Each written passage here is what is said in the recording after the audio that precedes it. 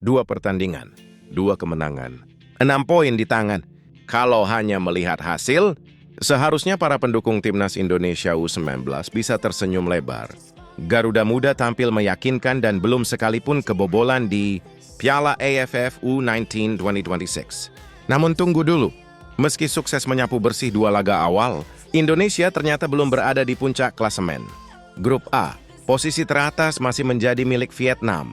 Ya, kalian tidak salah dengar. Timnas Indonesia menang 2 kali. Vietnam juga menang 2 kali. Indonesia mencetak 6 gol tanpa balas. Vietnam bahkan lebih ganas dengan 8 gol tanpa kebobolan. Artinya, duel terakhir fase grup akan menjadi pertandingan hidup dan mati bagi kedua tim. Pertanyaannya sekarang, apakah Garuda Muda mampu melewati rintangan terakhir bernama Vietnam? Sebelum kita membahas peluang Indonesia lolos ke semifinal, jangan lupa tekan tombol like dan subscribe agar tidak ketinggalan update terbaru seputar sepak bola Indonesia. Pertandingan kedua grup A mempertemukan Indonesia dengan Timor Leste di Stadion Utama Sumatera Utara. Skuad asuhan Nova Arianto datang dengan kepercayaan diri tinggi setelah sebelumnya mengalahkan Myanmar dengan skor telak 3-0. Targetnya jelas, menang dan menjaga peluang lolos ke semifinal.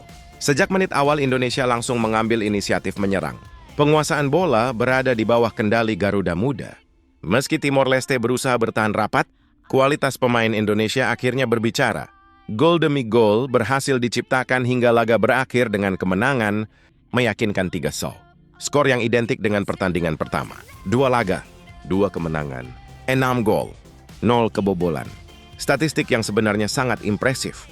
Sayangnya, hasil tersebut belum cukup untuk membuat Indonesia memuncaki klasemen. Di pertandingan lain, Vietnam tampil lebih brutal.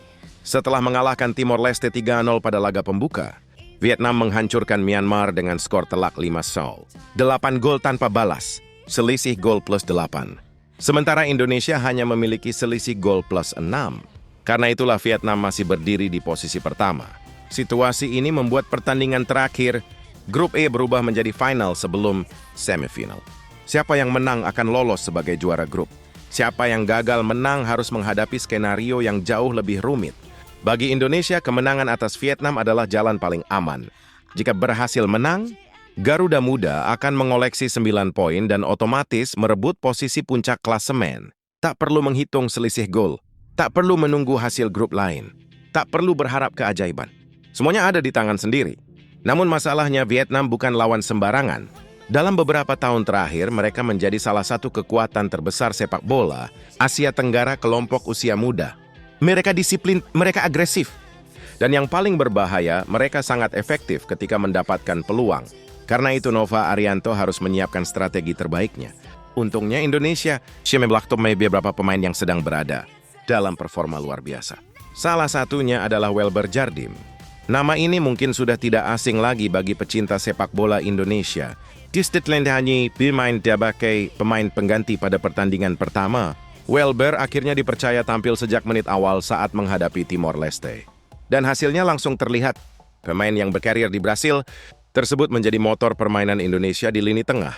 Visinya saat mengatur serangan membuat permainan Garuda Muda jauh lebih hidup. Salah satu momen terbaiknya terjadi saat memberikan umpan terobosan sempurna kepada Reno Salampesi. Umpan itu membuka ruang besar dan berujung menjadi gol pembuka Indonesia. Pengalaman yang dimiliki Welber benar-benar menjadi pembeda. Jika kembali tampil maksimal melawan Vietnam, ia bisa menjadi kunci kemenangan Indonesia. Selain Welber, ada satu nama yang juga mencuri perhatian, Arkan Kaka. Striker muda milik Persis Solo ini memang tidak bermain sejak awal.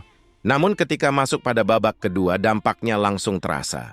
Kaka membawa energi baru ke lini depan Indonesia. Pergerakannya membuat pertahanan Timor Leste kesulitan. Kecepatannya menciptakan banyak ruang. Dan yang terpenting, ia berhasil mencetak gol. Gol tersebut menunjukkan kualitas seorang penyerang murni. Selalu berada di posisi yang tepat. Selalu siap memanfaatkan peluang sekecil apapun. Jika diberi kesempatan lebih banyak saat menghadapi Vietnam, bukan tidak mungkin Arkan Kaka kembali menjadi pembeda. Lalu di lini belakang ada sosok yang mungkin tidak terlalu sering menjadi sorotan. Namun perannya sangat vital. Dia adalah Aiputu Panji. Bek muda Bali United ini tampil sangat tenang sepanjang turnamen. Saat rekan-rekannya sibuk menyerang, Panji menjadi tembok kokoh yang menjaga pertahanan Indonesia. Kemampuannya membaca permainan membuat banyak serangan lawan gagal berkembang. Tidak hanya itu, Panji juga berperan sebagai pemimpin di lini belakang. Ia aktif mengatur posisi rekan-rekannya dan memastikan pertahanan tetap solid. Jika Indonesia ingin menghentikan ketajaman Vietnam, maka performa Putu Panji akan menjadi salah satu faktor terpenting. Meski demikian, Indonesia harus berhati-hati karena hasil imbang saja belum tentu cukup. Mengapa? Karena jika gagal menjadi juara grup, Indonesia harus bersaing sebagai runner-up terbaik. Disinilah masalah mulai muncul. Format turnamen membuat hasil melawan tim. Juru kunci tidak dihitung dalam peringkat runner-up terbaik. Artinya poin dan selisih gol yang diperoleh saat melawan tim terbawah bisa saja tidak memiliki pengaruh. Kondisi tersebut membuat persaingan runner-up terbaik menjadi sangat ketat. Setiap gol memiliki nilai besar. Setiap poin menjadi sangat berharga. Dan setiap kesalahan bisa berakibat fatal. Karena itulah kemenangan atas Vietnam menjadi target utama. Bukan hanya untuk lolos, tetapi juga untuk menghindari segala kemungkinan yang tidak diinginkan. Kini semua mata tertuju pada pertandingan terakhir Grup E. Indonesia versus Vietnam. Dua tim yang sama-sama belum terkalahkan. Dua tim yang sama-sama belum kebobolan. Dua tim yang sama-sama mengincar tiket semifinal. Ini bukan sekadar pertandingan fase grup. Ini adalah pertarungan untuk menentukan siapa yang pantas menjadi penguasa Grup A. Mampukah Welber Jardim kembali mengendalikan lini tengah? Akankah Arkan Kakak menjadi pahlawan kemenangan? Bisakah Putu Panji meredam serangan Vietnam? Atau justru Vietnam yang kembali menunjukkan dominasinya? Jawabannya akan kita saksikan dalam laga penentuan yang dipastikan. Berlangsung panas dan penuh tensi tinggi. Satu hal yang pasti, Garuda Muda masih memegang nasibnya sendiri. Menang atas Vietnam dan tiket semifinal akan menjadi milik Indonesia. Mari kita dukung perjuangan Garuda Muda dan berharap mereka mampu terbang lebih tinggi di Piala AFF U19 2026. Bagaimana menurut kalian? Apakah Indonesia mampu mengalahkan Vietnam dan lolos sebagai juara grup? Tulis prediksi skor kalian di kolom komentar. Jangan lupa like dan subscribe, dan aktifkan lonceng notifikasi agar tidak ketinggalan update terbaru seputar sepak bola Indonesia. Sampai jumpa di video berikutnya.